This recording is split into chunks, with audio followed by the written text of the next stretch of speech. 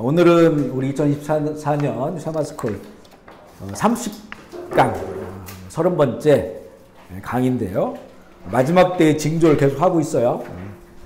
오늘이 6번째 그런 시간이고요. 오늘은 적 그리스도, 안티 크라이스트에 관해서 나누기를 원합니다. 이 적 그리스도, 이제 성경은 적 그리스도에 대해서 많은 구약에도 마찬가지고 또 신약에도 마찬가지고 그렇게 말씀하고 있어요. 구약에서는 적 그리스도라고 이렇게 표현되었진 않지만 이제는 짐승으로 표현되어 있고, 왜냐하면 이제 구약에는 아직 그리스도가 오시지 않았기 때문에 짐승 내지는 어떤 불법의 사람, 또 모든 때와 어떤 그 질서를 바꾸는 그런 존재로 등장을 하게 됩니다. 그래서 오늘 우리가 적 그리스도에 관한 그런 말씀을 좀 함께 나누기로 원합니다. 또 지금은 적 그리스도 활동이 너무나 이제는 모든 영역에서 아주 극대화된 그런 상태이기 때문에 잘 분별해야 되는 줄 알아요. 이 신약 성경에 보면 많은 적 그리스도들이라고 표현되는 내용들이 나오거든요. 그래서 적 그리스도들이라고도 표현하는 것이 있고 또 적 그리스도라고 표현하는 것도 있어요. 한번 말씀 읽어가면서 내용을 나눌게요. 특별히 이 적 그리스도에 대한 말씀은 사도 요한이 쓴 그 성경에 많이 등장을 합니다.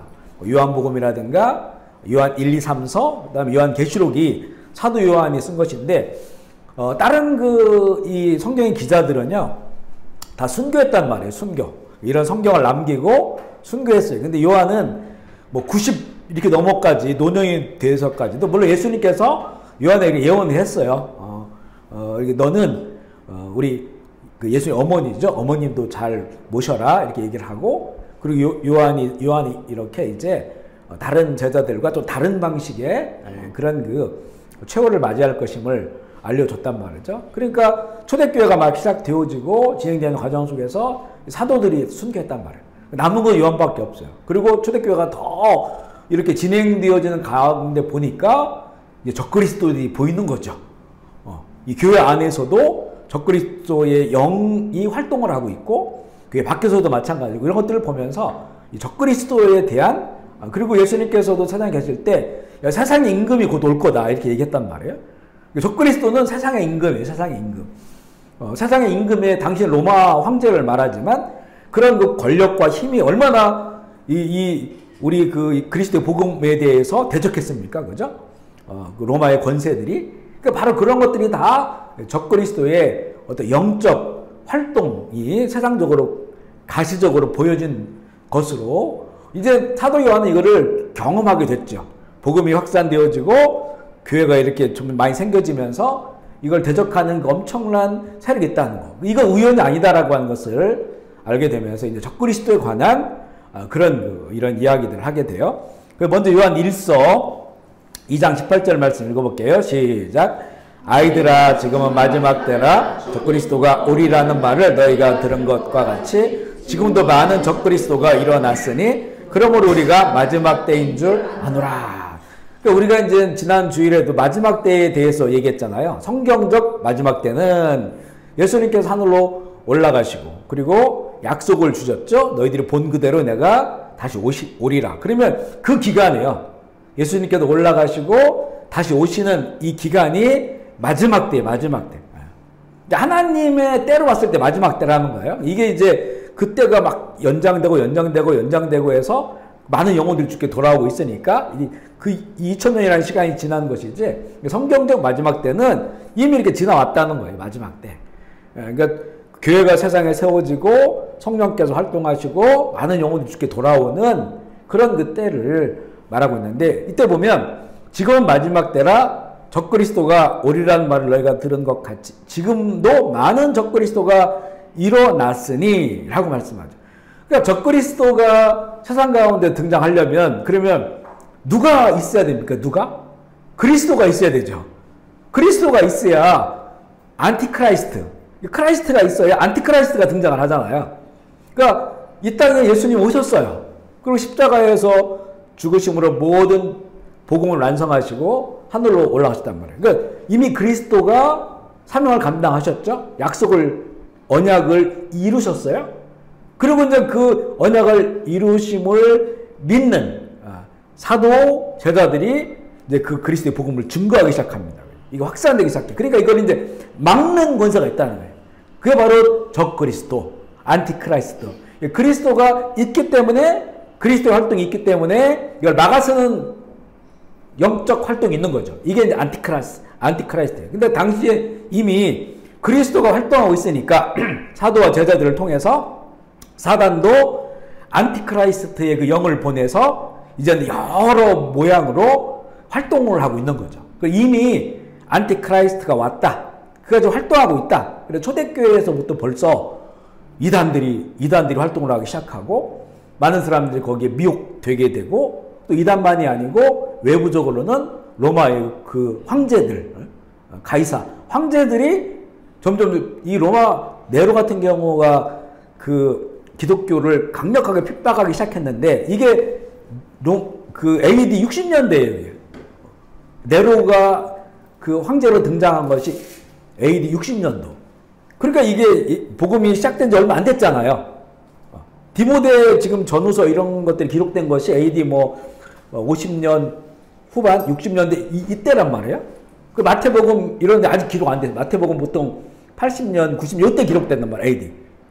그러니까 이미 이게 성경이 아직 다 완성되지 않은 이미 이때에 벌써 국가 권력이 기독교에 대해서 예수 그리스도의 복음에 대해서 반대하고 저항하고 유대교 그 종교 질서 안에서도 예수 그리스도를 반대하고 또 못하게 하고 또 교회 이미 세워진 교회 안에서도 이런 그 당시에 무슨 영지주의자라든가 이런 철학들이 들어와서 예수님의 복음을 참 복음을 왜곡하고 있는 많은 지금 적그리스도들이 활동을 하고 있다. 이 표현을 잘 봐야 돼. 많은 적그리스도들. 그러니까 지금도 물론 이거는 이제 주님 오실 때가 되면 더 많이 이 극대화되는 거죠. 적그리스도의 활동이. 근데 지금도 많은 적그리스도의 활동이 모든 영역에 활동을 하고 있어요. 무슨 뭐 방송, 뭐 연애, 또 무슨 가족, 문학 모든 영역에 말할 거죠. 사상, 뭐 이론, 학교, 교육 이런 모든 것에 많은 적그리스도들이 활동하고 있고 가면 갈수록 이게 더 아주 심각할 정도로 극대화돼서 정말 적그리스도의 나라가 온 세상이 적그리스도 나라가 그 되어지고 있는 우리 그런 상태예요. 뭐 2000년 전부터 이들이 와가지고 그리스도의 복음이 확산되는 활동하는 그때부터 시작이 된 거니까 얼마나 더 교묘해졌겠어요, 그죠? 이렇게 활동하고 있다. 근데 많은 적그리스도들이 일어나서 활동하고 있는 그때가 이미 이제는 이렇게 진행되고 있음을. 그래서 많은 적그리스도라고 하는 그런 의미를 우리가 좀 알아야 되고요. 요한 1서 2장 22절 말씀 읽어볼게요. 시작. 거짓말하는 자가 누구냐? 부인하는 자가 아니냐? 아버지와 아들을 부인하는 그가 적그리스도니. 자, 그러면 거짓말하면 우리가 단지 우리들끼리 대화하다가 뭐 거짓말했어요. 뭐 이런 정도가 아니고 이 거짓말은 뭐냐면 예수께서 그리스도이심을 부인하고 아버지와 아들을 부인하는 거예요. 그러면 우리가 우리 쭉 2000년 역사를 보면요. 진화론 같은 거예요. 진화론. 인본주의. 이거 다 거짓말하는 거잖아요. 그죠? 하나님 세상을 창조했는데 그게 아버지가 하시는 일이에요? 그게 아니라는 거예요. 우연히 반복돼서 폭발이 일어나가지고 뭐 물이 생기고 그 물에서 이만한 어떤 무기질이 생성돼서 그게 이제 진화해가지고 이렇게 왔다는 거잖아요. 거짓말이지, 거짓말. 우리 사실은 우리 화석 이런 거 배우잖아요. 그래서 뭐 밑에 쭉 이렇게 그림으로 배웠어. 우리는 여기 뭐 고생대, 뭐 신생대, 중생대 이거 쭉 배우잖아요. 화석이 그렇게 질서정연하게 나온 화석은 없어요. 그런 화석은 거의 찾아보기가 어려워요. 그림으로만 그려가지고 이게 다 뒤죽박죽 돼 있어요 지금. 왜냐하면 노아 홍수 때문에 온 세계가 물에 잠겼잖아요. 그러니까 다 뒤집어 엎어져가지고 그리고 화석이라고 하는 건 그때 이제 세상에 있는 모든 짐승들이 정결한 것들 2마리씩만 빼놓고 다 죽었잖아요. 그때 어마어마한 동물들이 있었어요 세상에. 아마 지금보다 훨씬 더 다양한 그죠? 뭐 맘모스라든가 이런 동물들 있잖아요. 훨씬 더 다양한 동물들이 공룡과 살았단 말이에요. 근데 이들이 비가 오니까 쓸려가지고 한쪽으로 다 이렇게 모아져서 무덤이 된 거죠. 거기 썩으니까 석유가 나오는 거예요. 그래 이런 역사들이요 몇 천 년 안 됐단 말이에요. 이렇게 우리가 배운 것처럼 그림처럼 무슨 탁탁탁탁 그렇게 안 돼 있어요. 그 사이에 보면 뭐 장화 같은 게 껴 있고 그러니까 이 노홍수가 일어났다고 하는 것이 지금의 모든 이런 변화들을 말하는 정확한 동기가 되죠. 이 진화론 이거 가지고는 근거가 너무 유박해요. 그죠? 정말 진화론이 진짜 진리라고 한다면 지금 우리 시대에 우리보다 좀 덜 떨어진 사람들 있잖아요. 얼굴 생김새도 그렇고 또 그 사람보다 좀 덜 떨어진 그런 사람 수많은 종류가 있어야 돼 이게. 왜냐면 진화는 과정이니까 과정. 근데 그런 게 없잖아요. 원숭이는 원숭이지. 고릴라는 고릴라, 사람은 사람이지. 이게 뭐 아이크나 이런 게 뭐 상대가 안 되잖아요. 그런 것들이요. 그러니까 이게 무슨 이거를 지금 우리가 막 진리처럼 이야기하고 말하고 있는 게 진짜 종교죠. 종교, 신앙, 믿음. 이런 것들이 이게 적그리스도의 열매들이에요. 이게 온 세상을 다 오히려 창조론을 믿으며 세상에서 웃음거리가 되고 비웃음거리가 되고 되게 어리석은 사람처럼 무식한 사람처럼 그렇게 인정받는 세상이 됐잖아요. 이미 이제 오래전부터 이런 거 시작됐어요. 그 인본주의, 그죠? 민주주의 이런 것들이 잘 보세요. 그러면 인본주의가 나쁜 게 아니에요. 사람의 중심이죠.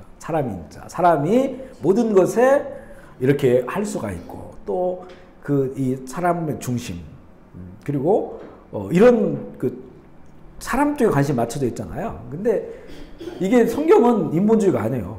하나님 중심 신본주의예요. 신본주의. 완전히 반대죠. 그 본질이 다른 데 맞춰져 있는 거예요. 하나님이 아닌. 민주주의. 민주주의는 국민이 주체가 되는 거죠. 그것도 인본주의 한 형태죠.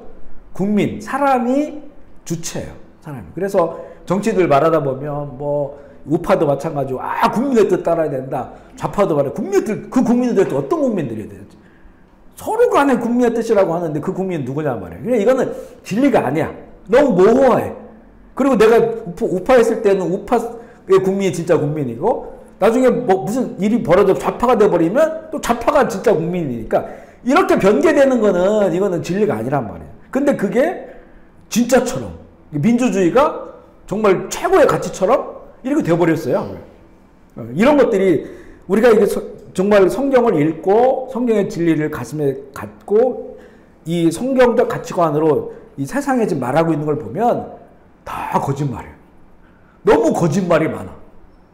우리 이 성경적으로 봤을 때. 하나님을 벗어난 것들, 안티크라이스트가 너무 많아요. 그죠? 하나님을 부인하고 예수님, 이 말로는 그렇게 말 안 해도 그냥 세상의 사상과 이념과 흘러가는 것들이나 추구하는 모든 것들이 다 거짓말이에요. 하나님이 보시기에는 다 거짓말이지. 이런 것들이 이제는 팽배해져 있다는 거예요. 그런 흐름들이 이제 말세 진화로 갈수록 더욱더 극대화해요. 그리고 뭐 이단들은 말할 것도 없고 자기가 그리스도라고 말하는 사람들하고는 뭐 말할 것도 없죠. 요한일서 4장 3절 말씀 읽어볼게요. 시작. 예수를 시인하지 않는 영마다 곧 적그리스도 영이나 오리라는 말을 너희가 들었거니와 지금 벌써 세상에 있느니라. 그래도 그리스도가 활동하니까 그리스도를 부인하는 걸 활동해요. 그러니까 그리스도가 부인된다는 건 단지 이거는 말로만이 아니에요. 말로만 부인하는 게 아니고 내가 나 말로 예수님을 얼마나 인정할 수 있어. 예수님이 나의 그리스도다, 나의 주다라고 인정할 수 있단 말이에요. 그런데 중요한 게 뭐냐면 그렇게 안 살아. 안 살면 말로는 인정하지만 삶으로 인정이 안 돼 있어요. 그러면 그것을 예수님께서 뭐라고 말씀하냐면 불법을 행하는 자들이라 그랬어요. 그러니까 우리가 교회를 다니면서도 적그리스도의 영에 빠져 있는 경우가 있다니까요. 왜냐하면 말로는 예수님 나의 주라고 인정하지만 자기가 주인인데 모든 것에 자기가 주인인데 그러면 그게 적그리스도의 영에 빠져 있는 거예요. 그게. 교묘하게 빠져 있는 거죠. 그러니까 결국에는 뭐 예수님을 자기 나라도 안 변하고 예수님을 자기 어떤 뭐 도움을 주는 분 정도? 그분을 어떻게 해서든지 내가 잘 섬기는 것처럼 해서 나에게 도움을 주고 내가 원하는 걸 해주게 하고, 이거 우상숭배죠. 우상숭배. 기복신앙이라고 그런 걸 말하죠. 그런 것들이 너무나 많이 이제 이 교회 안에 퍼져 있으니까 교회 안에도 이미 활동하고 있는 그런 그 적그리스도 영에 빠져 살아. 그래서 예수님께서는 열매를 본다는 거죠. 알곡. 그리고 그 열매. 그 열매를 보면 이게 정말 좋은 나무에서 아름다운 열매 맺히고, 나쁜 나무에서 못된 열매 맺히는 거예요. 그렇게 이제는 말씀하고. 그러니까 결국에는 포도나무에 붙어 있는 가지처럼. 그런 상태가 이게 진짜의 상태가 되고, 이게 예수의 영을 가진 자들이 그렇게 사는 거지, 적그리스도의 영은 말로만은 하지만 실제 그 안에 예수님이 주인 되지 않아요. 적그리스도에 빠진 거다. 이건 정말 분별해야 되는 그런 상황이고요. 요한 2서 1장 7절 읽어보겠습니다. 시작. 미혹하는 자가 세상에 많이 나왔으니 이는 예수 그리스도께서 육체로 오심을 부인하는 자라. 이런 자가 욕하는 자요 적그리스도. 자, 예수님께서 육체로 오심을 부인하는 것은 단지 육체로 오심만 부인하는 것이 아니고, 이 땅 가운데서 육체로 사신 것을 부인하고, 또 육체가 죽으셨다는 것도 부인하고, 육체가 부활했다고 하는 건 부인해요. 그러니까 이게 이제 그 영주주의자들이 당시에 그랬어요. 그노시즘, 영주주의자들. 이게 헬라 어떤 철학의 영향을 받아가지고 그들이 추구했던 거는 지혜. 이 지혜를, 우리가 생각하는 이런 지혜가 아니고 지혜가 어떤 되게 영적인 것을 그들은 추구했어요. 그래 영주주의자라고 말한단 말이죠. 영적인 걸 추구하니까 이 육체는 이거 하찮은 거야. 육체는 다 무시해버려요. 이것도 성경하고 안 맞는 거죠. 그래 바울은 그래 자꾸 강조하는 게 뭐냐면, 사람은 영과 혼과 육으로 되어 있다, 이렇게 강조하는 거예요. 이게 분리되지 않고 이게 사람이다, 그렇게 얘기하거든요. 그런데 영주주의자들은 영과 혼과 몸인데, 이 혼이라든가 육에 대해서는 이렇게 되게 천하게 생각하는 거예요. 영만 이게 하나님으로부터 온 것이고 그것이 중요하고, 이걸 그들은 지혜라고 표현을 해요. 그러니까 이게 어떤 현상이 나타나냐면 극단적 두 가지 현상이 나타나요. 하나는, 그러니까 이제 영만 깨끗하면 되니까 내 육체는 상관이 없어요. 내가 무슨 뭐 방탕한 삶을 살든지 이 육체가, 이건 아무 상관이 없다. 내 영만 깨끗하면 된다. 이런 극단적주의. 하나는 아주 금욕주의로 빠져요. 그래서 이 육체는 이게 쓸모없는 거다. 이거는 아주 그냥 다 부셔버려야 돼. 이래서 금식하고, 머리도 빡빡 밀고, 막 사막 들어가가지고 고행하고, 인도에 가보면 지금도 다리 한 짝 들고 서 있는 그런 사람들 있잖아요. 하얗게 이렇게 칠하고. 인도, 힌두교가 그런 그 극단적 금욕주의자들이 많죠. 그래서 해탈하는 것처럼 한다는 거죠. 그래서 이렇게 빠지는 거예요. 그런 게 교회 안에 들어오니까 이게 그럴싸하거든요. 그러니까 거기에 빠지면서 예수님의 육체로 오심과, 그러니까 이거를 그들이 안 믿어요. 왜냐하면 어떻게 하나님이 이 더러운 육체의 몸을 입냐. 그러면 물어보죠. 그러면 이 땅에서 십자가에서 돌아가신 그분은 뭐냐 그러면, 그러니까 뭐라고 하냐면 이거는 잠깐 빌린 거다. 그러니까 몸을 잠깐 빌린 거야. 그래 이걸 이제 도케티즘이라고 합니다. 도깨비, 그거랑 상관없는 말이지만 하여튼 그런 의미로 유령처럼 이렇게 잠깐 몸을 뭐라고 하지? 빙의? 그것처럼 그 빌려가지고 이렇게 그것만 보여주고, 십자가에서 죽고 이런 것만 보여주고 이제 다시 영으로 가셨다는 거예요. 그러니까 이 육체가, 예수님이 입은 육체는 아무 의미가 없다는 거예요. 왜냐하면 육체는 거룩하지 않으니까. 어떻게 거룩하지 않은 육체를 예수님이 입을 수 있느냐. 그러니까 성령을 잉태되고 이런 걸 다 부인하는 거죠. 이렇게 되었을 때는 그래 우리의 부활도 왜곡돼요. 그러면 이 부활이 영적으로만 부활했다라고, 영적으로 오셨고 그 몸은 잠깐 빌린 것이고 또 육체 상관없이 영이 부활하셔서 영이 가셨다. 보이지 않는 그런 것들이란 말이에요. 그렇게 주장을 하니까 이런 것과 마찬가지예요. 우리 제가 대학 다닐 때 박종철 서울대 학생이 이렇게 고문받다가 죽었단 말이에요. 그러고 나서 전국에 제 이름이 써 있었어요. 종철이를 살려내라. 그리고 종철이는 부활한다. 그래가지고 막 수십만이 모여가지고 종철이를 살려내라. 종철이는 부활한다. 아직까지 살아있나 봐요. 그래서 제가. 그거 맞죠. 이 사람들이 부활이라고 하는 거를 그렇게 박종철 죽었어요. 시체가. 돼버리고 다 썩어버렸죠. 근데 사람들의 정신 속에서 종철이 살아있다. 그 우리는 그 뜻을 가지고 민주화를 위해 싸워야 된다. 이렇게 되는. 그럼 종철이는 부활한 거예요. 우리에게. 이런 신학적인 흐름이 있다니까요. 왜냐하면 도저히 이성적으로는 그 죽은 진짜 어떻게 다시 부활해서 영원토록 사냐 이해가 안 되거든. 그러니까 이게 성경을 이해하려고 하면 안 되는 거죠. 그러니까 그렇게 해서 정신적 부활을 믿는 거예요. 그러면 정신적 부활도 이거 훌륭한 거 아니냐 이렇게 사실 제가 그 신학을 공부할 때 그런 쪽에 심취해 있기 때문에 이걸 이야기하는 거거든요. 너무 그럴듯하고 또 감동도 돼요. 이게 또 예수님 그냥 죽으셔도 살아도 상관없어. 그분을 믿는 사람들이 그분의 어떤 뜻과 그분의 이름과 이걸 기리면서 예수 운동하면 되잖아. 이렇게 되는 거죠. 그러니까 그분의 부활과 아무 상관이 없는 거예요. 그죠? 실제적 부활과.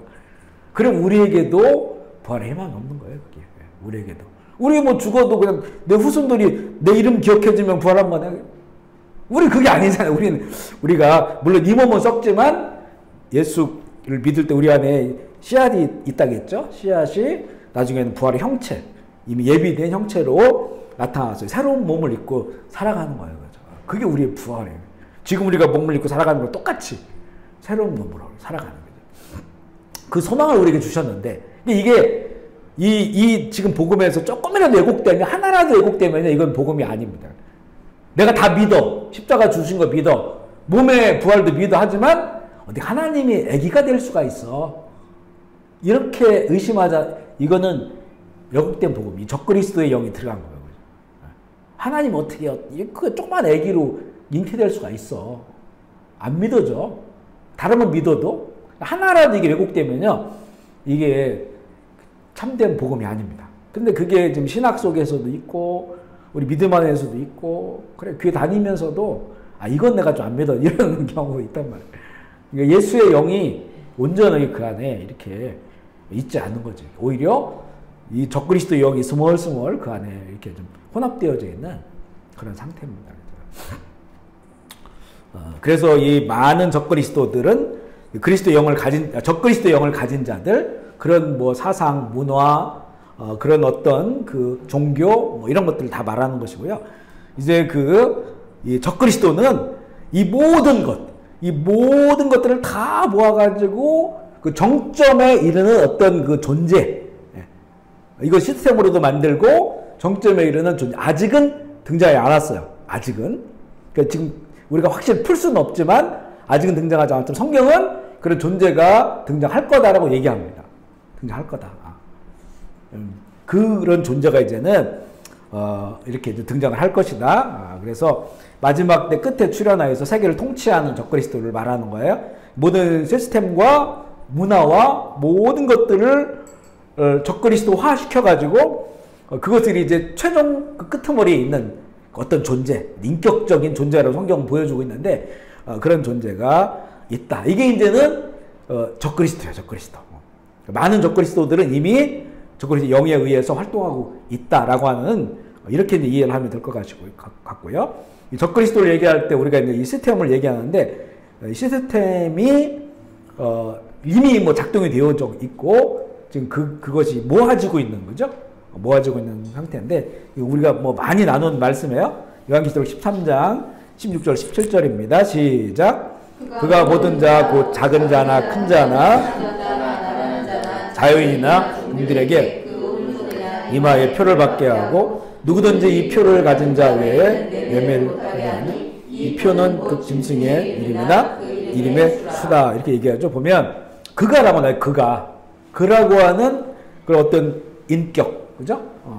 그러나 그는 굉장히 파워를 가지고 힘을 가지고 있는 그 사람이 그 인격체가 작은 자나 큰 자나 부자나 가난한 자 자유인 종류 모든 사람들에게 오른손이나 오른팔 전체를 말한다겠죠. 오른팔 전체에 그 어디나 내지는 이마에 표를 받게 해서 누구든지 이 표를 가진 자 외에는 매매를 못하게 한다. 매매하는 기능을 가지고 있다는 거죠. 또 더 많은 기능들이 그 안에 들어갈 수 있고, 이 표는 곧 짐승의 이름이나, 이거 되게 애매한 말이에요. 이 표는 곧 짐승의 이름이다.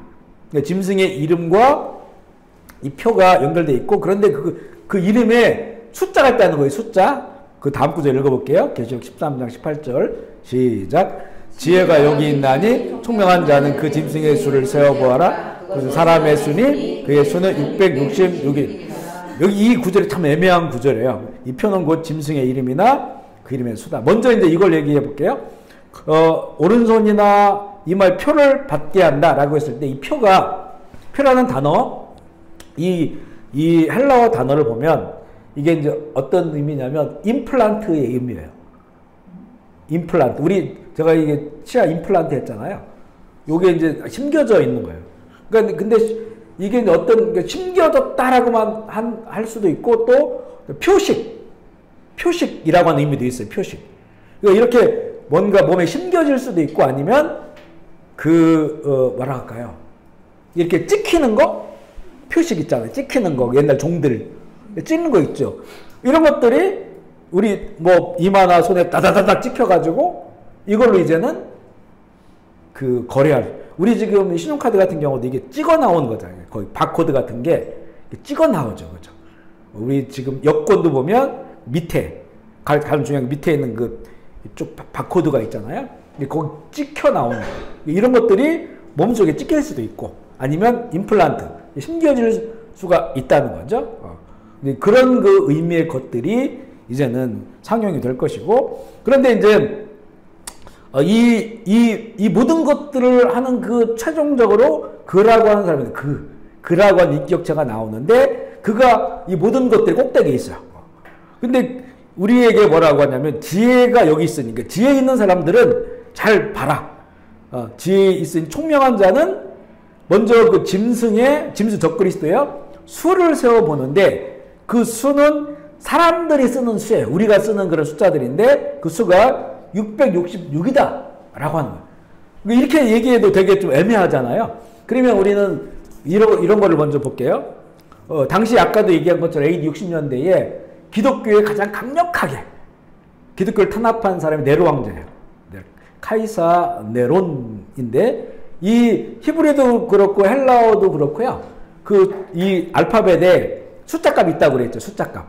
그래서 뭐 기억하면 1, 니은하면 2 이렇게 돼 있다고 했잖아요. 그러니까 알파벳에 이 히브리어, 이스라엘 쓰는 히브리어에도 있고, 또 헬라어, 그리스어에도 숫자값이 있어요. 그런데 이 카이사 네론, 이걸 숫자값으로 보면 이게 666이에요. 그 숫자를 합쳐보면 666이라는 수가 나와요. 뭐 예를 들어서 기억이 3이고 가다 그러면 아가 3이다 하면 붙이면 6이잖아요. 이런 식으로 나오는 거예요. 이제 윤이 6, 종이 6, 철이 6 이런 식으로 됐다는 거예요. 그게 666이라는 거죠. 네로와 숫자값이. 그러면 네로와 짐승 그리고 이 숫자 이게 이제 연결되잖아요. 네로와 같은 사람, 예수 그리스도의 복음을 가장 기독교 예수 그리스도의 복음을 가장 힘들게 했던 게 바로 네로 왕자의 권력이었어요. 그렇죠? 로마 황제의 권력. 로마 세상에 로마 황제가 예수 못 믿게 하니까 이게 뭐 이단들하고는 비교할 수 없잖아요. 이단들이 좀 흐려놓는 거하고는 이건 비교할 수 없는 거예요. 예수를 그리스도를 고백하면 그건 죽음이고, 지하 동굴로 숨어 들어가서 거기서 죽고 그런 거잖아요. 그러니까 이 엄청난 권세와 권력을 가지고 그리스도 복음을 대적하는 거예요. 그 네로의 이름이 666이에요. 그렇다면 이게 이제 말세 즈말에 이런 일이 일어난다는 거잖아요. 말세 즈말에. 그러면 우리 말세에도 결국은 이 모든 시스템과 문화와 문학과 경제 모든 것들을 장악해서 사람들에게 이런 표를 받게 하고, 그 위에 있는 정점, 이런 이 성경 그걸 짐승이라고 말해요. 다니엘서도 짐승이라고 말하고, 근데 이거를 적그리스도라고 또 신화가 얘기하고, 이 적그리스도가 바로 이런 666 숫자와 관련된 이런 것을 가지고 이런 모든 시스템을 만들고 그 위에 있다는 거죠. 우리 지금 컴퓨터가 숫자 조합이잖아요. 1211 숫자로 0101인가 숫자 조합되어 있고, 바코드는 그 바가 이렇게 군데군데 바가 있잖아요. 구분하는 거야. 첫 번째, 두 번째, 세 번째 사이에 있는 걸 구분하는데 이게 6이에요. 6. 구분할 때 이게 왜냐하면 일자를 해놓으면 거꾸로 해도 일자잖아요. 그러니까 근데 6하고 9하고 헷갈리죠. 거꾸로 되면 9가 되죠. 헷갈리니까 아예 6으로 이걸 못 박은 거예요. 6으로 못 박으면 뒤집어도 이 9가 아니니까 그거는 거죠. 6이라고 딱 정해져 있으니까 666으로 했을 때 가장 그게 헷갈리지 않고 인식할 수 있다는 거예요. 그래서 이거 바코드도 666이죠. 근데 바코드가 또 변화되어서 지금 모든 기능들이 만들어져 있잖아요. 그러니까 이게 단지 숫자로 되어 있어요. 지금 컴퓨터 숫자가 숫자고 AI가 구동되는 것도 다 숫자가 구동되어지는 거잖아요. 그렇지. 그러니까 이런 숫자를 통해서 이 짐승의 세상이 구현되어지고 확대되어지고 그렇게 만들어지고 결국에는 그 위에 정점에 서는 자가 바로 적그리스도고, 그거의 정말 마지막 최후의 모습은 이제 사람들을 그 몸속에 이런 것들이 들어가는 거예요. 숫자가 들어가가지고 그걸 인식하게 해가지고 이제는 매매하게 하고 살아갈 수 있도록 하는 거예요. 우리는 결국에는 숫자 세상에 살아가고 있는 것이고요. 우리도 그 주민등록 번호 가지고 있잖아요. 여권 번호. 어디 가나 그걸 입력해야 되잖아요. 그죠? 이 숫자가 아니면 이거는 어떻게 확인할 수가 없어요. 우리의 그 존재, 정체성 자체를. 이런 모든 그 숫자로 되어 있다는 거죠. 그래서 이제 이거를 지혜 있는 자, 그 다음에 총명한 자는 알아야 된다. 그리고 지금 뭐 노골적으로 666이라는 숫자가 되게 이제 상업적으로도 쓰임 받잖아요. 그래서 여기 보면 여기 뚝뚝이도 뒤에 666 그 에너지 음료 뭐 이렇게 붙이고 다니고 무슨 격투기 하는 그거에 보면 거기 메인 후원 업체를 해서 막 피 흘리는 것처럼 666 해놓고 이런 것들이 노골적으로 해도 누가 뭐라 하는 사람 없으니까 노골적으로 하는 거예요. 그죠? 그런데 이런 거 눈에 보이는 것보다 더 깊은 이런 그 숫자의 의미가 있다. 그리고 이 적그리스도는 그런 모든 숫자를 통해서 세상의 어떤 모든 권세들과 그 정점에 네로처럼 쓰게 되어서 마지막 이제 예수 그리스도의 복음 활동을 막고 성도가 권세가 깨어지죠. 그렇게 해서 자기가 하나님처럼 되어지는 그런 과정으로 간다. 지금 우리가 이제 그 세상 아직 안 왔어요. 그런 것들이 구축되고 있죠. 구축되고 있지만 아직은 표로 몸속으로 들어가는 거 아니니까. 물론 지금은 뭐 미국이 또 그렇고 우리 애완견들은 지금 다 칩이 들어가죠. 칩이. 물론 애완견들이 자기들이 무슨 뭐 매매하는 건 아니니까 자기 어떤 출생부터 해가지고 주사 맞은 거로 다 그 칩으로 들어가 있잖아요. 우리 요즘 먹는 한우 같은 경우도 이제는 그 한우가 어디서부터 출생하고 딱 이거를 다 알려주잖아요. 딱 찍어보면 다 나와요. 그죠? 한우 귀에 딱 박아놓은 거 가지고. 이게 사람이 그렇게 된다는 거죠. 미국 같은 데는 자원에서 그 베리칩인가? 베리칩? 이걸 자원에서 자기들이 받잖아요. 받아가지고 이제는 어떤 그게 사회 소셜 그 아이디 카드처럼 해가지고 그렇게 지금 이제 상용화까지는 안 돼 있지만 그런 것들을 그냥 임상하고 있는 그런 때가 돼 있기 때문에 또 얼마든지 지금 컴퓨터로 전 세계 사람들을 다 그렇게 담아낼 수가 있고 관리할 수 있는 세상이 되었으니까 그렇게 이런 시스템과 결국에는 지금은 안 보이지만 그 꼭대기에 있는 선 사람이 딱 등장을 하게 된다. 그게 성경에서 보여주는 거예요. 지혜 있는 사람, 총명한 사람은 반드시 알아야 된다라고 하는 거예요. 그리고 이제 이 적그리스도를 두 번째는 보면 불법의 사람이다 이렇게 얘기합니다. 불법을 잘 우리 이해해야 되는데 데살로니가후서 2장 3절 4절 말씀 시작. 누가 어떻게 하여도 너희가 미혹되지 말라. 곧 멸망의 아들이 나타나기 전에는 그날이 이르지 아니하리니 그는 대적하는 자라 신이라 불리는 모든 것과 숭배함을 받는 것에 대항하여 그의 자기를 높이고 하나님의 성전에 앉아 자기를 하나님이라고 내세우는. 자, 우리 지난주에도 이걸 좀 구체적으로 나눴으니까 그래서 이제 정말 예수님 오시기 직전에는 이 불법의 사람이 등장을 해야 돼요. 우리가 이제 눈에 볼 정도로 등장을 해야 된다. 그래서 그가 등장했을 때 모든 신이라 불리는 것 위에 있어. 그러니까 종교가 통합되죠. 내가 하나님이야. 이렇게 이제 나오는 것이고, 모두 숭배받는 것에 그 위에 있어요. 그러니까 뭐 사람 돈을 좋아하면 돈, 명예를 좋아하면 명예, 이런 모든 것 위에 그가 이제 등장을 하는 거예요. 자기를 높이고 하나님 성전에 앉은 자기를 하나님이라고 내세운다. 종교가 통합돼 하나로. 이 존재를 하나님이다라고 이렇게 이제 세상이 인정하는 거죠. 아직은 그때가 오지 않았어요. 그때를 향해서 나아가고 있다. 바울도 그래서 그 불법의 사람이 등장하기 전까지 주님 오시는 게 아니야. 너무 사람들이 두려워하고 있고 막 그러니까 주님 오심에 대해서 이렇게 이제 그 징조를 중요한 사인을 알려주고 있는 것이고요. 다니엘서 2장 21절 25절 같이 읽어보겠습니다. 시작. 내가 본 적이 뿔이 성도들과 더불어 싸워 이랬더니 옛적부터 항상 계신 이가 와서 이렇게 높으신 이를 성도를 위하여 원한을 풀어주셨고 때가 이름에 성도들이 나라를 얻었더라. 모신 자가 이처럼 이르되 넷째 짐승은 곧 땅의 넷째 나라인데 이는 다른 나라들과 달라서 천하를 삼키고 밟아 부서뜨릴 것이며 그 열뿔은 그 나라에서 일어날 열왕이요 그 위에 또 하나가 일어나리니 그는 먼저 있던 자들과 다르고 또 새 왕을 복종시킬 것이며 그가 장차 지극히 높으신 이를 말로 대적하며 또 지극히 높으신 이의 성도를 괴롭게 할 것이며 그가 또 때와 법을 고치고자 할 것이며 성도들은 그의 손에 붙임 바 되어 한 때와 두 때와 단 때를 지나리라.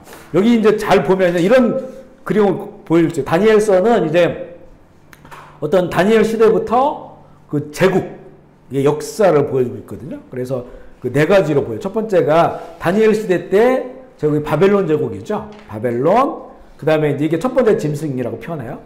두 번째가 그 페르시아. 페르시아를 말하는 것이고요. 그리고 세 번째가 헬라 제국, 알렉산더의 헬라 제국을 말해요. 그리고 네 번째가 이 로마 제국을 말하죠. 근데 이 네 번째 짐승, 첫 번째, 두 번째, 세 번째 짐승으로 환상을 받는데 네 번째 짐승은 어마무시해요. 그래서 그 모든 제국들보다 훨씬 더 강력한 어마어마한 그 힘을 가지고 있어요. 이게 로마예요, 로마. 사실 지금 로마 이후에 로마 같은 나라는 없죠, 세상에. 로마가 천년 로마 왕국을 얘기하는데 로마는 정말 그야말로 전 세계를 다스렸어요. 전 세계를, 그렇죠? 이런 나라가 없어요. 헬라 제국이 되어서 비로소 이제 이 서양에 있는 나라가 그리스니까 동양을 침략해서 그렇지만 인도까지 갔다가 거기서 알렉산더가 죽잖아요. 그러니까 일부를 장악하는데 이것도 어마어마한 제국이었었죠. 헬라 제국도, 알렉산더 헬라 제국도. 그런데 이 로마는 그보다 훨씬 더 커지는 거예요. 모든 지금으로 말하는 유럽. 그때는 뭐 신대륙 이런 게 미국 이런 데 발견되지 않았으니까 그런 데 없었죠, 나라가. 그러니까 모든 당시에 그 유럽과 아시아, 중국까지 미쳤으니까 그 로마의 그런 그 시대, 천년의 시대, 그 이후에 이런 나라가 없어요.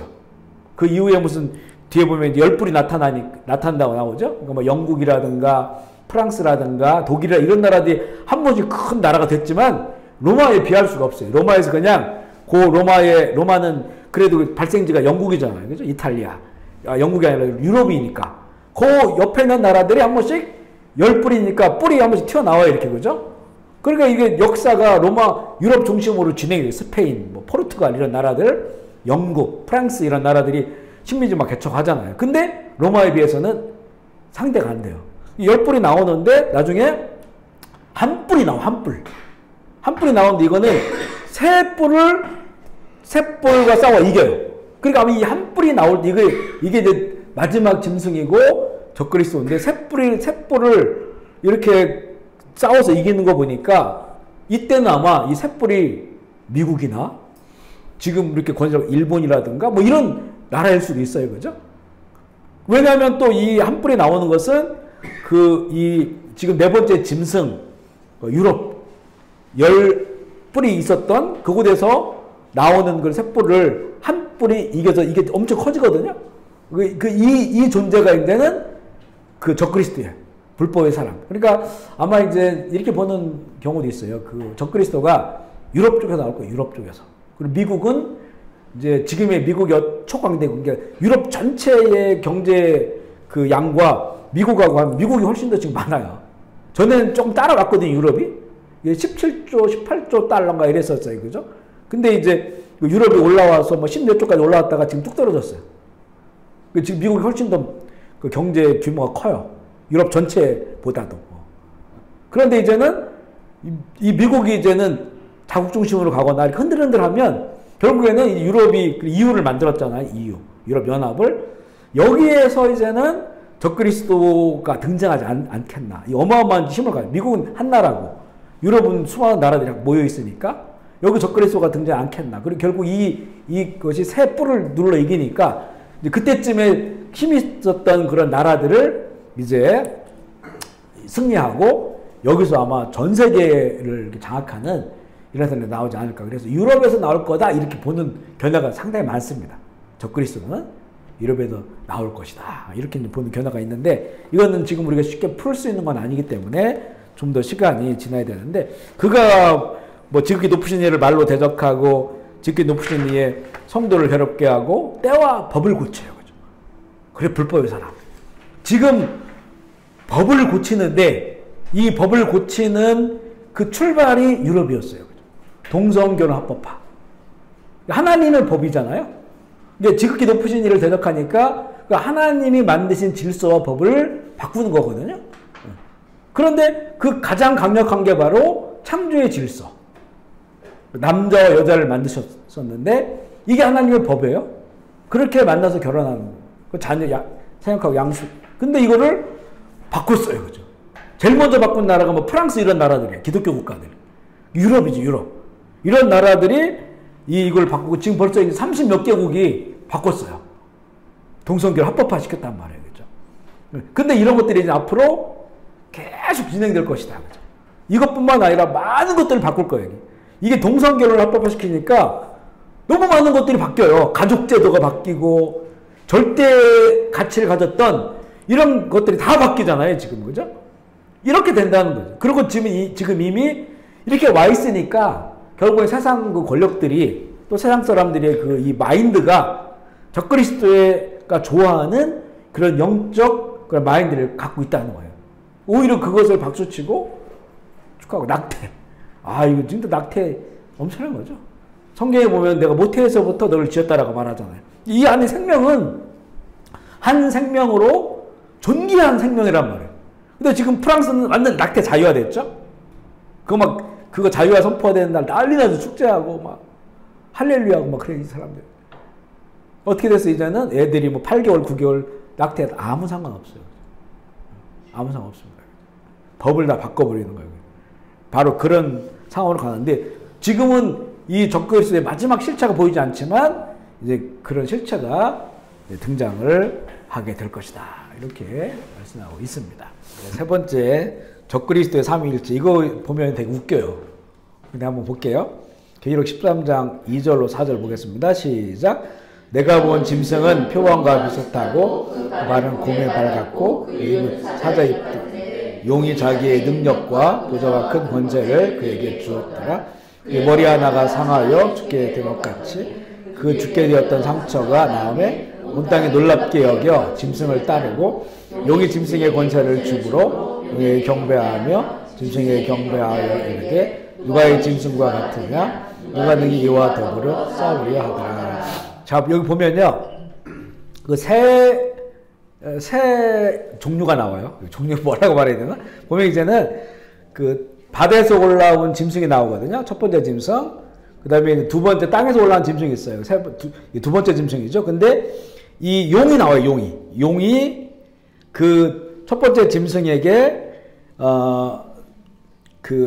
자기의 능력을 권세를 첫 번째 바다에 나온 짐승에게 주었어요.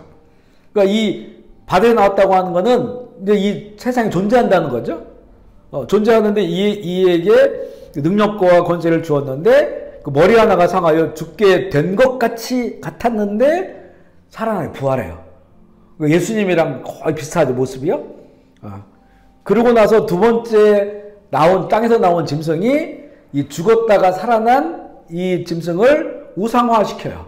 우상화시켜서 세상에 그 사람을 전해요. 그래서 세상 사람들에게 누가 이 짐승과 같으냐, 누가 이와 더불어 싸우려. 그러니까 이 죽었다가 살아난 그 짐승, 우리가 볼 때는 짐승이죠, 영적으로 봤을 때. 근데 이 존재에 대해서 높이고 추앙하고, 그래서 이 사람을 이제는 믿게 만드는 거예요.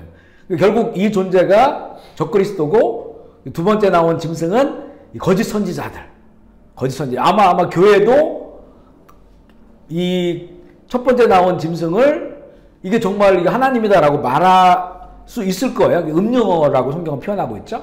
그래서 보면 용이 나오고, 첫 번째 짐승이 나오고, 두 번째 짐승이 이렇게 나오잖아요. 좀 더 읽어볼게요. 계시록 13장 1절로 15절 말씀입니다. 시작.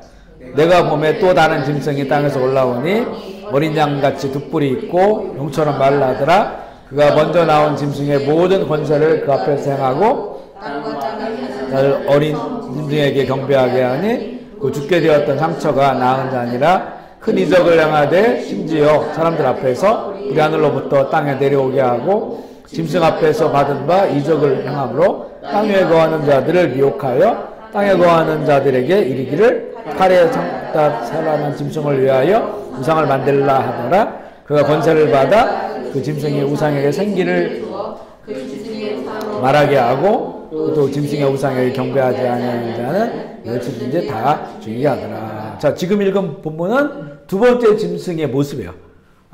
땅에서 올라온 그런 짐승. 근데 이 짐승이 어린 양 같고 두 뿔이 있다. 이거 보면 예수님을 표현하는 그 성경의 표현과 똑같아요. 예수님을 어린 양에서 계시록에 보면 뿔이 있는 걸로 나오거든요. 그러니까 되게 영적이라는 거예요. 영적이고 종교적이다. 그 종교적인 일을 땅에서 나온 두 번째 짐승이 하면서 용처럼 말을 해. 용은 사단, 옛뱀. 영적인 말을 하는 거죠. 그래서 먼저 나온 짐승이 죽었다 살아나니까 그 짐승을 다 경배하게 한단 말이에요. 그리고 이 어떤 능력을 행하냐면 하늘에서 불이 내려오게 해요. 이거 누구를 떠올리게 되냐면 엘리야 떠올리게 되죠. 그러니까 모든 성경의 사건들, 예수님의 사건들, 그것을 다 모방해가지고 첫 번째 짐승을 종교화시키고 하나님처럼 그렇게 믿게 만드는 이런 역할을 하는데, 이게 나중에 이 사람이 권세가 있어요. 권세. 예를 들면 지금 이제 로마의 교황청 있죠. 바티칸 시국. 그러니까 바티칸은 조그만한 그 베드로 성당이 거긴데 시국. 그러니까 바티칸 시가 하나의 나라예요. 나라. 근데 이 나라가 어마어마한 권세를 가지고 있어요. 교황, 교권, 돈도 엄청나게 많고. 근데 만약에 결국에는 이 첫 번째 이 짐승에 대해서 숭배하지 않으면 다 죽이는 거예요. 그 힘을 가지고. 국가적 힘을 가지고 있죠? 이러니까 그걸 죽인다는 거예요. 그러니까 바로 그런 것과 마찬가지라고 하는 거예요. 큰 힘을 가지고 있다. 사실 우리 개신교는요, 별 힘이 없는 게 교회 숫자나 되게 많잖아요. 근데 이거를 캐톨릭처럼 하나로 이렇게 딱 묶여 있질 않아요.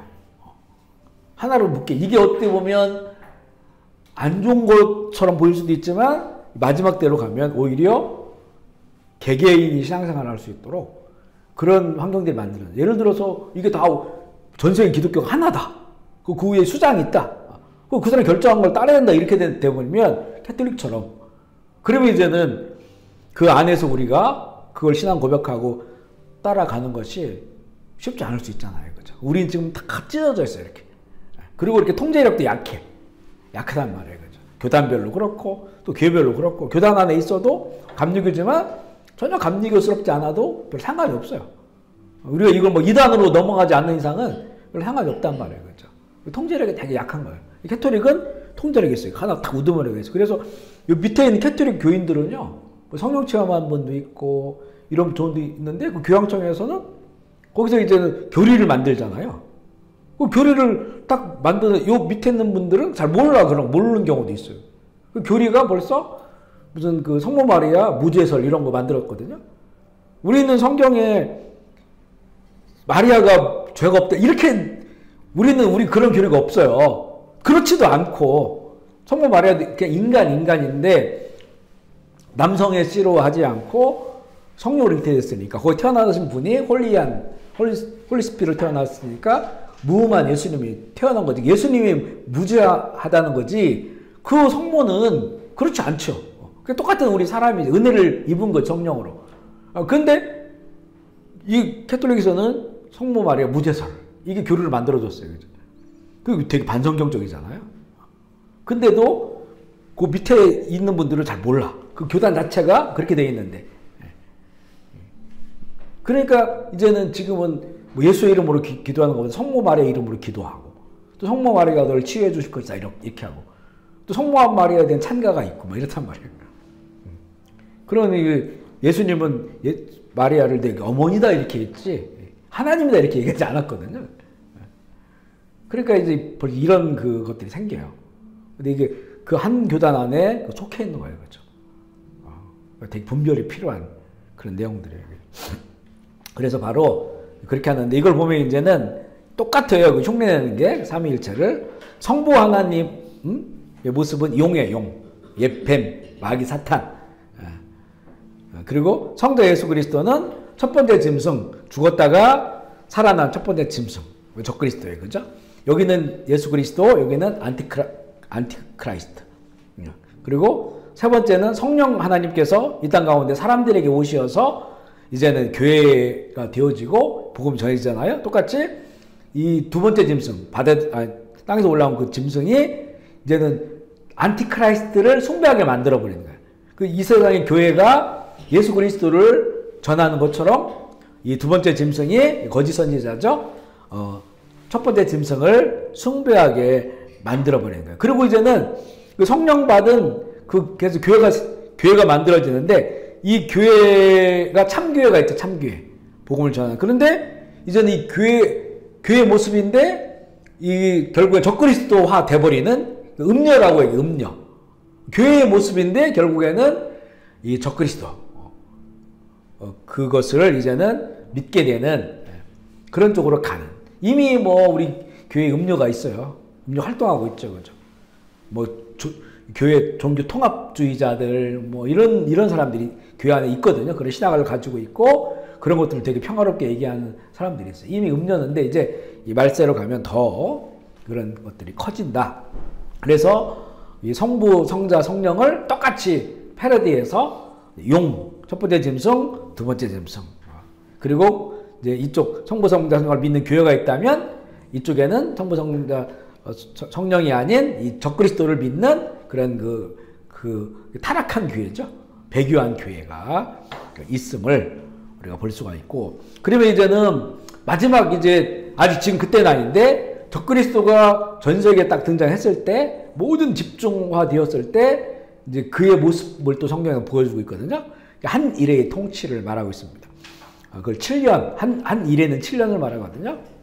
그때가 이제는 우리 믿는 자들에게는 대환란의 기간이다. 다니엘서 9장 27절 읽어볼게요. 시작.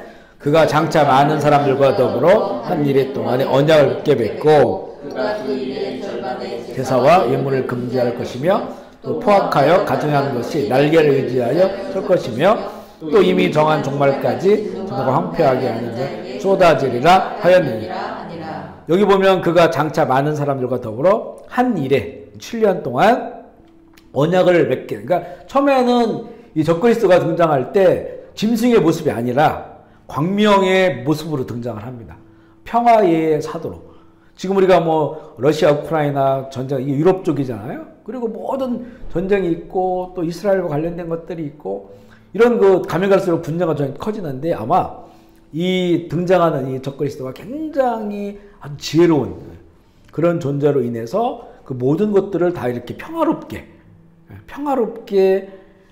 만드는 평화의 사도처럼 존재할 거예요. 그러니까 지금 거의 모든 종교, 특별히 이게 종교 연합 통합을 말하는 사람들의 가장 중심 주제는 평화예요. 평화. 세상의 평화. 그래서 세상의 평화를 위해서 등장하는 그런 그 사도, 그가 어떤 이런 시스템도 가지고 있고 놀라운 지혜를 가지고 있는 그런 사람이 이 문제들을 풀어나가. 풀 수 없는 문제들을 풀어나가요. 그러면서 이제는 평화의 세상을 약속해. 7년 동안. 그래서 앞에 3년 반은 실제 그렇게 돼요. 이때 이제 이스라엘이 속는 거죠. 아, 이 사람이 우리가 기다리는 메시아다. 왜냐하면 이스라엘은 아직도 메시아가 왔다고 인정하지 않거든요. 예수님 그냥 선지자로 인정하는 거지 그 성경에서 예언한 그 평화의 왕으로 오시는 그분이라고 인정하지 않습니다. 그런데 이런 사람이 등장해서 이스라엘과 이방인들의 문제를 해결해. 정말 평화의 사도죠. 그러면서 이제는 제3성전을 짓고 삼성전을 내어주죠. 거기에. 그래서 거기에 보면 이제는 그 우상이 거기에 등장을 하는 거예요. 이 적그리스도가. 그래서 이 포악하여 가증한 것이 날개를 의지하여 설 것이며 이렇게 나와 있죠. 그렇게 이제는 그 선다는 거죠. 그러면 이제는 그때의 진짜 자기 모습을 드러내. 그리고 마지막 3년 반 남죠? 여기선 정말 종말까지 진노가 황폐한 자에게 쏟아지리라. 마지막 그 대환란의 모습을 보여주고 있고요. 다니엘서 12장 1절 말씀 읽어볼게요. 시작.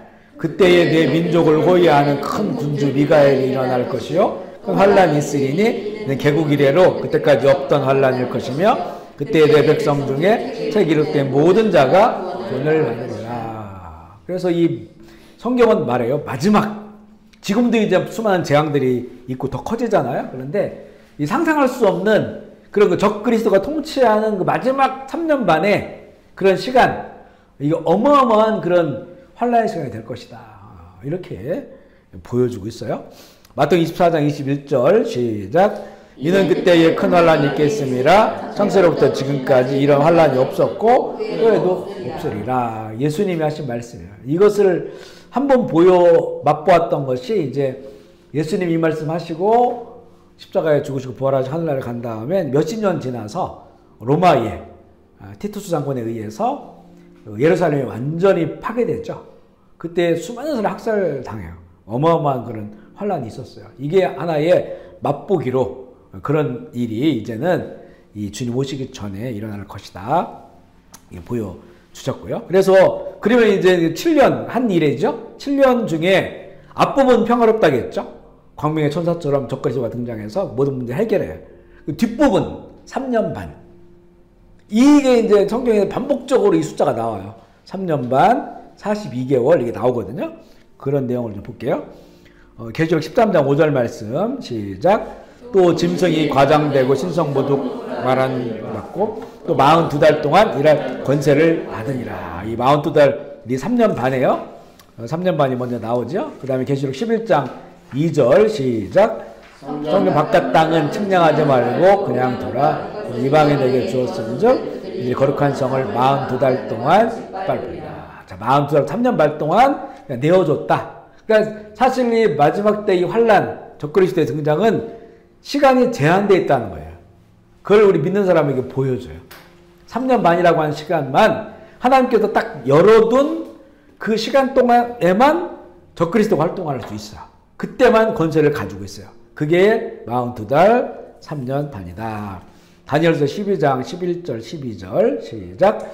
매일 드리는 제사를 폐하여 멸망하게 할 가증한 것을 세울 때부터 1290일을 지날 것이요 계단에서 1300에 이르는 그 사람은 복이 있습니다. 자, 여기 보면 두 가지의 일정이 나와요. 첫 번째는 그 스타트는 언제냐? 매일 드리는 제사를 폐하여 멸망하게 할 가증한 것을 세울 때. 그러니까 이 유대인들이 제3성전을 건축하면 삼성전을 왜 건축하겠어요? 하나님께 예배 드리기 위해서, 제사 드리기 위해서죠? 그러면 거기 상번제가 있어요. 날마다 상번제는 항상 할 때 상자예요. 그러니까 날마다 드리는 번제가 있단 말이에요. 그것을 이제 드리고 있는데 거기에 이 적그리스도가 이제는 하나님이 되잖아요. 처음에는 3년 반 동안은 좋았어. 오케이. 그런데 3년 반이 지나 정책을 드러내면서 이제는 못해. 하나님께 제사 못 드려. 내가 하나님이야? 라고 하니까 이제는 그걸 못하겠다는 거예요. 근데 이때부터 1290일, 1290일이 42달이에요. 3년 반이죠. 3년 반 동안 그가 이제는 그 시간이 지나는데, 근데 3년 반이 끝나고 나서 뭐 어떤 일이 벌어져, 그죠? 그러니까 3년 반을 말하죠. 그런데 거기서 좀 더 기다려요. 1335일. 그러면 45일이 더 추가돼요. 45일이 더 추가되면 복이 있을 것이다. 이렇게 말해요. 그러니까 이제 이거를 어떤 분들은 3년 반 끝에 휴거가 있을 것이다. 휴거. 그리고 이제 45일 더 지나면 휴거된 자들과 주님께서 세상에 내려오실 것이다. 재림하실 것이다. 뭐 이렇게 보는 경우도 있고, 또 어떤 경우에는 이미 이제는 그 휴거는 요 환란 전에 일어난다라고 말하서 이미 이제 휴거가 일어났어요. 그러고 나서 요 3년 반이 끝나면 주님이 왕으로 오셔서 이렇게 등장하시고 45일이 더 지나면 천년왕국이 시작되고 뭐 이렇게 말하는 경우도, 이건 우리가 지금 풀 수는 없어요. 하지만 그 7년 동안에 앞에 3년 반은 평화롭지만 뒤에 자기의 정체를 드러내 적그리스도가요, 하나님에 대해서, 이때는 정말 환난의 시기, 여기는 정말 많은 사람들이 죽임당하고 그런 시기인데, 요 끝나는 시간이 있다. 이 끝나는 시간에 뭔가 이제 끝난다고 하는 하나님이 뭔가 통치하시는 시간이 되는 거죠. 모든 말씀이 이루어지는 시간, 그런 시간이 있고, 정결하게 하는 시간이 있고, 또 45일이 지나서 뭔가 하나님의 더 큰 은혜에 그런 시간. 그래서 그때까지 기다리는 자가 복이 있다라고 이렇게 말씀을 주고 있는 거예요. 만약에 이런 말씀을 우리는 좀 몰라요. 사실은 뭐 휴거, 우리 끌어올라가는 그런 일들이 언제 있는지 사실 모릅니다. 그렇지만 그런 것들이 예를 들어서 이런 모든 환난의 시간들이 다 지나가고 나서 그런 일이 있다 해도, 그래도 또 아니면 이런 환난의 기간을 성도들이 지나야 된다라고 했을 때도 이런 말씀들이 소망이 되는 거예요. 소망이. 아니면 그 전에 끌어올림을 당했던 사람들이, 근데 소수가 끌어올림 당하고 예수 믿는 사람이 많은 사람이 남아있어요. 그런 일을 보면서 뒤에 이제 환난기를 지나요. 그럼 자기 목숨을 걸어야 돼요. 이거 어떻게 목숨 걸기가 쉽지 않잖아요. 그렇지만 이런 소망을, 이게 끝난 날 있구나. 그래 견디는 거예요. 견디고 거기서 이제 목숨을 잃을 수도 있고, 그렇지만 끝까지 그 믿음을 지켜. 그러면 행복한 일이 있을 것이다. 이렇게 우리가 얼마든지 이해할 수도 있고요. 좀 그렇죠. 우리의 소망은 그렇죠. 이렇게 정말 그리스도 안에 순결한 주님의 자녀들이 환난 전에 데리고 가시면 얼마나 좋겠나. 이렇게 이제 우리가 그런 소망들이 있죠. 그렇게 말씀하신 분도 있고 그런 말씀의 근거도 있어요. 하지만 또 환난 중에 이끌어 가신다는 그런 말씀의 근거도 있고, 근거라기보다 그렇게 해석되어지는 근거가 있고, 또 아니면 환란이 다 끝난 다음에 그렇게 이제 끌어가신다는, 그렇게 볼 수 있는 구도도 있으니까 이것도 또 우리가 사사롭게 풀 수는 없는 것이고, 하지만 분명히 그런 날들은 있다라고 하는 거고, 이 환란의 시간들은 하나님께서 정해 주신 그 안에서만 시간이니까 힘들고 어려워도 인내함으로써 믿음을 지킨다면 정말 행복한 그런 시간들이 찾아오게 될 것이다 라고 하는 것으로 우리가 이해할 수가 있습니다. 5번째, 용, 또 짐승. 첫 번째 짐승 적그리스도라고 했죠. 두 번째 짐승 거짓 선지자, 음료의 최후를 보여주고 있어요. 이런 최후들을 우리가 봐야 돼요. 그래야 이제는 속이 시원하지. 음료의 최후, 이것도 몇 번 나눴어요. 계시록 17장 16절 시작. 내가 본 바 이 열불과 짐승은 음료를 미워하여 그의 살을 먹고 불로 아주 살을. 여러 번 얘기했죠. 이 음료, 배교한 교회, 배교한 교회. 배교한 교회는 어떻게 끝나냐? 그 짐승한테 죽는 거예요. 짐승한테 먹혀버려요. 원래 그 짐승 편에 붙은 거잖아요. 그래야 예수님 배교했는데 하나님이 심판하는 게 아니고 짐승에게 심판당해. 짐승에게죠. 우리 보면 참 비참한 일이지만 옛날에 이제 북한이 공산화될 때 교회가 피신하고 남한으로 내려가고 어떤 순교했는데, 그렇지 않고 그 공산주의가 될 때 거기를 막 이렇게 박수치고 좋은 생각 이랬는 교회가 있어요. 교회가 목회자들도 있었고. 어떻게 됐을까요? 다 죽었어요. 먼저 죽었어요. 그 사람들이. 이 사람이 이렇게 배반한 사람들은 또 배반한다 이래가지고 먼저 죽었어요. 여기 우리 킬링필드에 가보셨으면 참 되게 잔인한 그 현장이 있는데, 보면 목배임 당한 시신들이 있어요. 목이 없어요. 몸만 있지. 160 몇 군가 있는데, 이 사람들이 누구냐면 나중에 보니까 군복을 입고 있는 거예요. 크메르 죽은 군복을. 어떻게 크메르 주군을 그렇게 목배해서 죽이냐. 근데 이게 왜 그러냐면 이 사람들이 누구였냐면 캄보디아에 보면 소수 부족들 있죠. 소수민족들.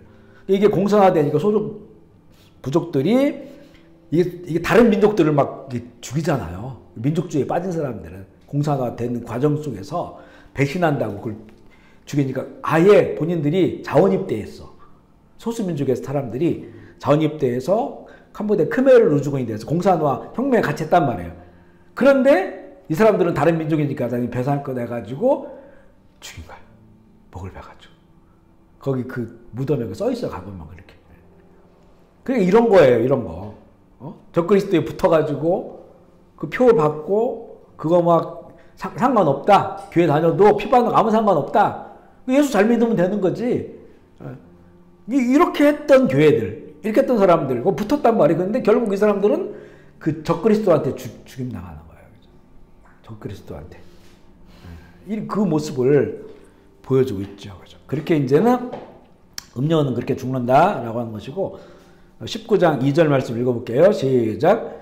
그의 심판은 참되고 의로운지라 음영으로 땅을 더럽게 한 큰 음녀를 심판하사 자기 종들의 피를 음녀의 손에 갚으셨도다. 음녀, 배교한 교회. 이들이 기존에 우리 막 열심히 순수하게 믿는 사람들을 얼마나 이렇게 내어줬을까요? 그렇죠? 죽음에. 그 피를 갚는 거다. 그래서 마땅하다. 그 다음에 이제는 짐승, 첫 번째 짐승, 두 번째 짐승의 최후가 뭐냐? 계시록 19장 19절 20절입니다. 시작.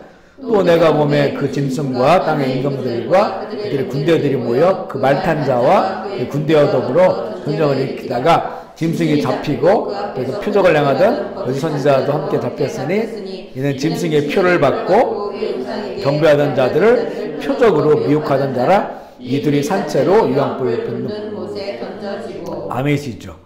이게 적그리스도 또 그 거짓 선지자 싹 잡아서 이게 이제 주님께 오시는 거예요. 잡아서 이 영원한 이 유황불이 이게 영원한 지옥이라겠죠. 두 번째 사망 여기에다가 던져버리고 또 용 사탄이 어떻게 되는가? 계시록 20장 1절로 3절 시작. 또 내가 보면 천사가 여자와 큰 천사들을 그의 손에 가지고 하늘로부터 내려와서 용을 잡으니 곧 옛뱀이요 마귀요 사탄이라. 잡아서 1000년 동안 결박하여 무저갱이 던져 넣어 잠그고 그 외에 임봉하여 1000년이 차도록 자신 만국을 미혹하지 못하게 하였는데 그 외에는 반드시 잠깐 노리. 자기 모든 것에 그 아주 근원이 되는 악의 근원이 되는 용을 이게 잠깐은 처음에는 감옥에 넣어놔요. 왜냐하면 천년 왕국이 보장되어야 되니까. 천년 왕국은 우리 이 땅에서 누리는 거예요. 이 땅에서 이제는 목배임 당하고 예수 믿는 것 때문에 고난 당하고 그렇게 어렵게 살고 이런 사람들에게 유료의 시간을 주는 거예요. 네가 이 땅에서 고난 당했지? 이 땅에서 네가 이걸 누려라. 그러니까 이제는 방해하는 세력을 가둬야 되니까 용을 가둬요. 1000년 동안. 그랬다가 잠시 풀어지고 다시 잡아가지고 좀 읽어볼게요. 20장 10절 시작.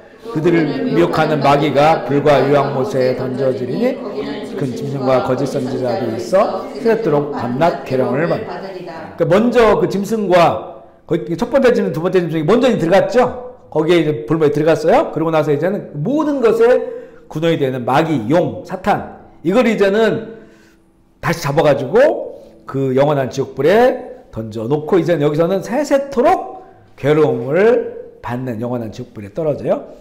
계시록 20장 14절 시작. 사망과 음부도 불못에 던져지니 이건 둘째 사망이라. 사망과 음부. 우리가 지금 말하는 그 지옥 있죠, 지옥. 음부. 그러니까 지금은 우리 그랬잖아요. 지금은 우리 예수 믿다가 죽으면 잘 믿는 사람은 낙원에 가고 또 그렇지 않으면 음부에 가 있다. 그러니까 여기도 그 낙원을 천국이라고 말하고 음부를 지옥이라고 말할 수 있지만 그렇지만 아직은 완전한 것이야. 완전한 거는 이제 흰보좌에서 이 모든 일이 끝난 다음에 하나님께서 심판하신다. 최종 심판하시고 영원한 유황불물에 던져 넣는 거거든요. 그러니까 이제 이 음부, 이 어둠 있는 것, 이 음부를 까지도 결국에는 그 영원한 그 불못 지옥불에 던져 넣게 됨으로써 모든 게 끝나요. 악의 역사가 끝나요. 여기는 이제 짐승들 들어가 있고 거짓 선지자도 들어가 있고 또 이제 용도 들어가 있고 다 그렇게 들어가 있는 음부에 있는 사람들이 있죠. 음부에 안 믿고 죽은 사람들 다 같이 들어가는 거죠. 보여주고 있어요. 그러면 이제는 결론이 뭐냐? 이것은 우리 인생 가운데 만왕의 왕, 우리의 만왕의 왕, 만주의 주가 누구신가라고 하는 거예요. 그죠? 우리 예수 믿는다고 하지만 결국 적그리스도를 따라 살아간다면 그에게는 진짜 왕이, 진짜 주가 예수님이 아니죠. 그러니까 이 결국에는 누가 내 인생의 왕이냐, 누가 내 인생의 주가 되시느냐라고 하는 이 물음이죠. 이 물음. 그래서 이 계시록 결론은 그 마지막에 만왕의 왕, 만주의 주가 오셔서 자기를 이렇게 드러내 주시는 거. 모든 것들을 다 제압하시고 하는 것을 보여주고 있어요.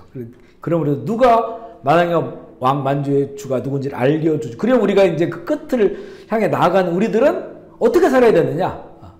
누가 나의 삶의 왕이 되어주시고 나의 주가 되시느냐라고 하는 것을 보여주시면서 요한계시록 끝이 납니다. 이게 결론인데요. 19장 13절로 16절입니다. 시작. 또 그가 피 뿌린 옷을 입었는데 그 이름은 하나님의 말씀이라 칭하더라. 하늘에 있는 군대들이 이고 깨끗한 세마포 옷을 입고 백마를 타고 그를 따르더라.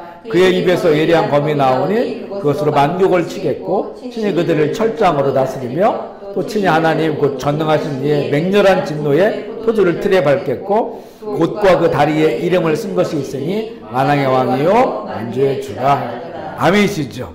그 피 뿌린 옷을 입었다. 그리고 그 이름 하나님 말씀이다. 이게 다 성경 예수 그리스도의 보혈, 그 다음에 말씀 육신이 되어 오신 예수님, 그러니까 하나님의 말씀이라고 칭하기도 하고 피 뿌린 옷, 이거 분명히 예수 그리스도다라고 하는 거 우리가 알게 됩니다. 근데 그분이 오셔서 모든 것들을 다 다스리시고, 근데 그분이 누군가를 보여줘요. 만왕의 왕이시고 만주의 주가 되시는 그 예수 그리스도를 보여주고 있습니다. 그죠?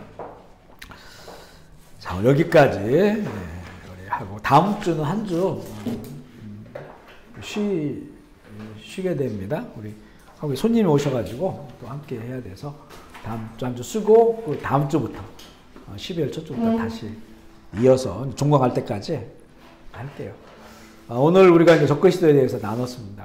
적그리스도 이미 이제 적그리스도가 활동하고 있고 그 활동이 극대화되고 모든 영역에 미치고 있고 이런 걸 이제 아는 것도 이제 분별해야 되니까 중요하지만 더 중요한 거는 우리는 만왕의 왕이 누구신지, 그죠? 만주의 주가 누구신지 그것을 우리가 더 이런 걸 이제 적그리스도를 막 살펴보고 막 이렇게 그걸 분별하고 이런 데에 에너지 쏟지 말고 이거는 우리가 이렇게 공부하면 되는 거고요. 우리가 정말 에너지를 쏟아야 될 것은 만왕의 왕, 만주의 주를 더 바라보고 그분과 함께 동행하고 정말 그분이 내 인생의 주가 되고 있느냐라고 하는 그런 우리의 쪽에 더 에너지를 쏟아야 돼요. 진짜와 맞붙어 있으면 이 가짜들은 다 이렇게 느껴집니다.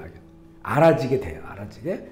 그러니까 이런 적그리스도의 활동 이런 것들을 막 너무 이런 거 이거 하는 사람들이 있어요. 그렇죠?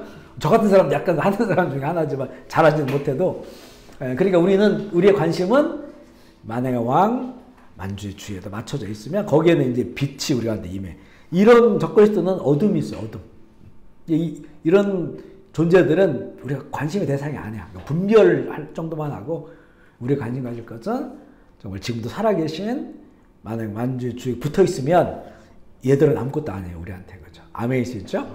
우리가 그렇게 더 정말 참된 왕, 영원한 왕, 나의 주를 오히려 더 이런 세상 속에서 더 선명하게 알고 그분 안에 살아갈 수 있도록 우리 시간에 좀 결단하면서 우리 주의 이름으로 통성으로 함께 기도하시겠습니다. 하나님 아버지 감사합니다. 적그리스도에 대해서 나누면 나눌수록 오히려 우리의 영원한 그리스도, 예수 그리스도, 만왕의 왕, 우리 인생과 역사의 주가 되시는 주님을 더욱더 사모하고 바라보게 됩니다. 주님, 이 말씀으로 세상을 바라볼 때 모든 것이 적그리스도화 되어버렸고 많은 적그리스도의 영들이 세상을 장악하는 이런 시대를 살아갑니다. 우리가 더욱더 선명하게 그리스도의 복음을 알기를 원합니다. 진리 안에 거하기를 원합니다. 주님, 우리의 만왕의 왕, 영원한 왕, 나를 위해 십자가에 죽으신 예수 그리스도를 정말 생명의 주로 우리가 여기며 그 주님의 뜻대로 살아갈 수 있도록 주님 용기 주시고 또 힘 주시고 또 바로 알게 하여 주시고 그렇게 살아갈 수 있도록 주님 도와주시옵소서. 하나님, 우리의 자녀들 시대가 너무나 어둡습니다. 너무나 어둡습니다. 우리에게 지혜 주셔서 자녀들을 말씀으로 잘 가르칠 수 있도록 주님 도와주시고 우리 자녀들 가운데 성령께서 함께 하셔서 그 진리의 말씀을 이들이 깨달아 알게 하여 주시고 진리를 가슴에 품고 살아갈 수 있도록 주여 인도하여 주옵소서.